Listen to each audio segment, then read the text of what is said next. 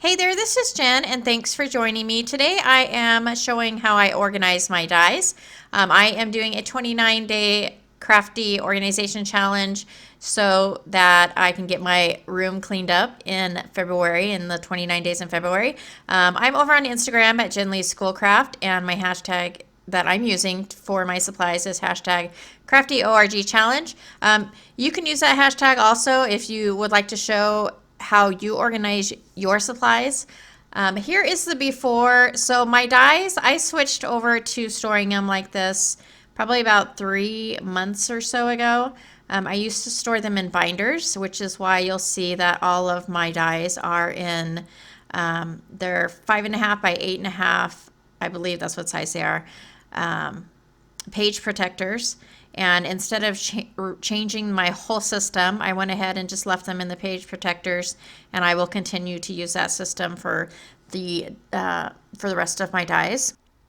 And the container that I use for my dies, and I also use these for my stamps, are from Target.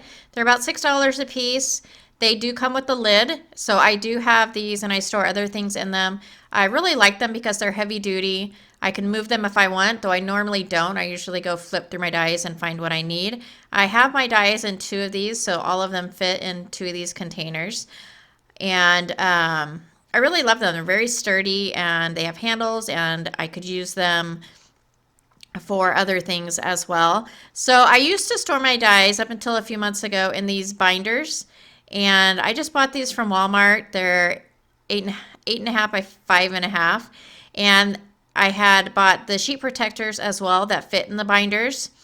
But I found that I would buy dies and then the binder would get too heavy, or it would get full, and then I would have to buy another binder. And like it would be like my florals, I had two binders. One was floral one was floral two.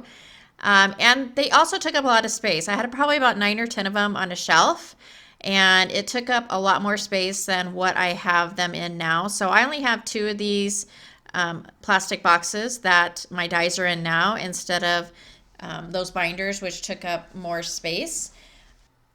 You know, sometimes it just takes a few tries to find that solution that works for you.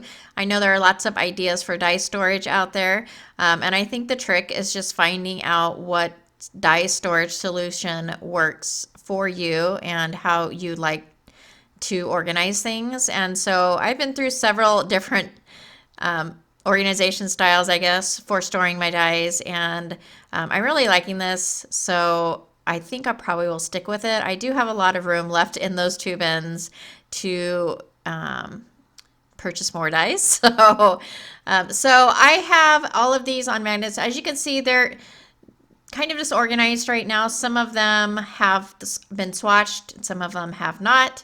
I like seeing how the die is going to cut out for most of these. And I also, especially for the shapes, like just the rounds or the ovals, I have them swatched and then I just stuck them loosely in there. And it's really helpful. I find that I can just pull out a size and maybe put it against my project or whatever I'm working on and see if that's the size I want. For me, it's really helpful to go ahead and kind of see how that's going to work on a card or whatever I'm working on. So I really like that. And one of the main reasons for swatching, and something that's helped me out tremendously, is the word dies. I know I can look at this and probably kind of figure out what they say because these are kind of newer and they're fresh in my memory. But especially, I don't keep a lot of the packaging for things. And so I had a lot of dies, a lot of, especially older ones, before I started kind of keeping track of what brands they were and things like that. I had dies and I had no clue what they said. Some of them are they're either small or very scripty, and kind of hard to read backwards on a metal die. And so swatching specifically the word dies has been super helpful for me. I can just flip through all of those and, pull out the die that I want to use on my card. And I just really love it. So here are the magnetic vent covers that I use for my dies. They come 3 to a pack, and I believe they're 11 by 15. So I can get 3 magnet sheets that fit in my my page protectors, my 5.5 by 8.5 page protectors. I can get 3 out of each magnet, so that's 9 total for each pack. The packs are about $6 a piece or so, and I've looked to see if I could purchase like from Amazon or somewhere else, but this per magnet is the cheapest and the best value I have found. So I don't measure these out. I pretty much just hold up a magnet that I already have and just take my regular scissors and cut them into 3 separate sheets. And then for the page protectors, I usually buy them at Walmart in the kind of the school section or where the paper pads and the binders are. So that's super convenient. There's 15 to a pack for this. I have purchased them from Amazon before, but I don't think it's any cheaper. And then here's just a couple of still shots of this organization before I move on to the after. The after's not going to look that much different. It's just going to look more organized, I guess, since I'm not changing how they're being organized. They're going to look pretty much the same. It's just a lot neater looking, I guess. So here is the after. Everything is in there. It looks nice and uniform. And so the dividers, all I'm using is a piece of cardstock that's been laminated. And then I take my label maker and use that to create the label that has my category on it. So really quick, it's stuff that you probably already have at home that is really easy and inexpensive to make. But even if you didn't have a laminator or a label maker, you can just use regular labels. And then for the dividers, I think I've seen people use plastic placemats from like the dollar store and cutting them into the shape of, whatever divider they need. Which would be, an awesome idea as well. So the way that I put the dies is I put the swatch facing forward, the die goes in the back on the magnet. And then if I have the label or the packaging that says the brand and the name of the die, I'll go ahead and slip that in between those two. So I have most of my dies swatched except for my squares. A lot of my square dies I don't have swatched. But I have my hand punches swatched as well, so that when I'm flipping through, I could see that. I think probably I might end up getting rid of some when I go through that, but because I just don't use them hardly ever. And then on my cover dies, basically usually a cover die is like one piece, so I do not use a magnet on those. So that saves me on magnets. Since it's just one piece, it could just go in the pocket loose. And I'm not going to lose anything. It's not like there's a bunch of little pieces or anything like that. And so those are just in there loose. But I really like the system. I like that it's very neat now and that I can easily just flip through that and find what I need. So here are some after pictures of the nice and neat organized dies. So here are the giveaway items. There's a lot of them are spellbinders, and the reason why a lot of them are spellbinders is because I was subscribed to the card kit and the small die of the month for a little over a year, and so I got a lot of stuff sometimes that I didn't necessarily want. And so that's why you will see a lot of those. All the Spellbinders ones are the bronze looking dies. And I do not have a lot of the packaging for them, or really for a lot of these dies. They're just, for some reason, I didn't keep them. So here, these are all of the giveaways. I think I have some more, but I don't know where I put the dies. So if I can find them, I will throw them in the giveaway as well. For the life of me, I cannot remember where I put them. So here are all the dies really quickly. I'm just going to kind of show them. The only thing that won't be included is the page protectors and the magnets, because I need those. I'm about out of magnets.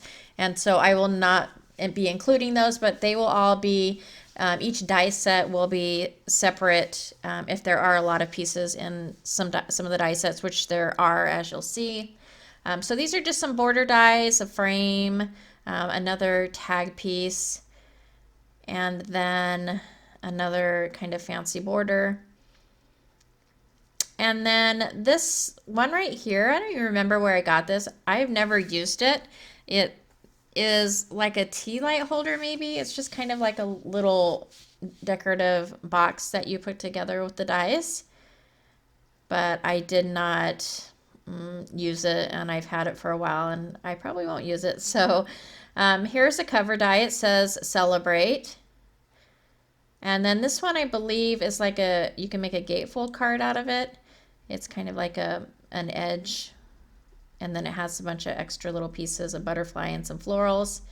And this one I have no clue where I got this from, but I don't know why I have it, because I wouldn't use that.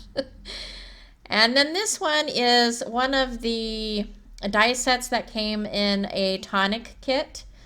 So if you're not familiar, the tonic kit, they have them on scrapbook.com, usually comes with dies and papers, like the magazine, kind of like the kit you would see when you go to Joann's or Michael's in the magazines. So it's just dies that you can make a frame out of with some florals. And then here are some loose dies. So a lot of hearts. I noticed that I had a lot of hearts in my stash. An arrow, a circle, and some little hearts. So if you don't yet have a die collection going, this would be a great start. And I've kind of realized when going through this that I don't like dies with a lot of pieces that have to be assembled. And so you'll see I'm getting rid of several of the spellbinders, what was included in the small die of the month, because that's the way it seemed like they started going in that direction, is having all these dies that you have to assemble, which I do not care for at all. So the first one, I don't have the instructions. It's like a reindeer. This one right here is a little girl and a little boy, and it kind of shows you on that card how those are assembled. And then I have another one that is the car. So here's the little buggy car. What do you call that? Slug bug? Oh, I can't even think. It's a Volkswagen something. But here's an Easter one. And so that's it for the giveaway. Like I said, I think there are some others that I put somewhere and I can't find them. So I will go ahead and throw those in to whoever is the winner if I can get them found. So to win these dies and everything else that is in this week to destash, please just follow this channel, leave a comment below, follow me on Instagram at Jen Lee Schoolcraft. The details of the giveaway and your entry for YouTube into the giveaway is in the link below, which is a Google Doc. It is just a way for me to be able to easily contact you. I just ask for your name and your email address. So if you would like to be entered into the giveaway via YouTube, please go ahead and submit that form. And that is it for me. I'm not exactly sure what I'm doing tomorrow. I think I have a cabinet with my inks and things like that I'll be going through. Because I am a little behind, I was only planning on spending 2 days on dies, and I've spent 4 days on dies. So I might have to do a double up on some of these days, because I pretty much had the month full of what I was going to do. So that is it for me today, though. I hope you liked this video. If you did like it or find it informative, please go ahead and give me a thumbs up.